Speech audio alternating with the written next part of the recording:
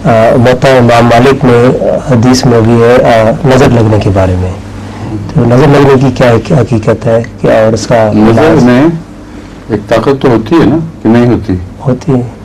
फिरौन के जो जादूगर थे उन्होंने नज़र लगाई तो हज़रत मूसा को भी वो सांप दिखाई देने लगे थे। ठीक है। उनके सोल्टे उनकी रस्सियाँ वाला सांप बन गए जी।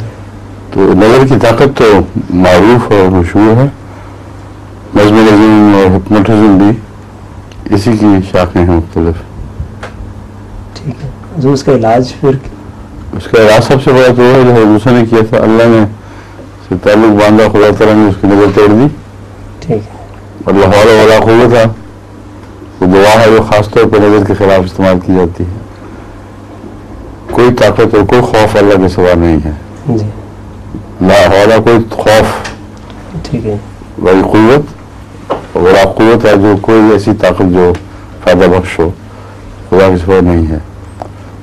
और दूसरे जब एक इंसान का वैसे आज़म मजबूत हो तो उस पर नज़र लगाना उसके लिए बहुत मुश्किल है लोगों के लिए। इसलिए चोटी के वो माहिरीन थे जो इस कामयाब में कामयाब हुए। तभी जब खुदा ने नज़र तोड़ी है तो सजदे में गिर गए। उनसे बेहतर कोई नहीं समझता था कि इतनी बड़ी क़ुव्वत के साथ जो नज़र लगाई गई हो उसको कोई तोड़ सकता है। समझे? ठीक।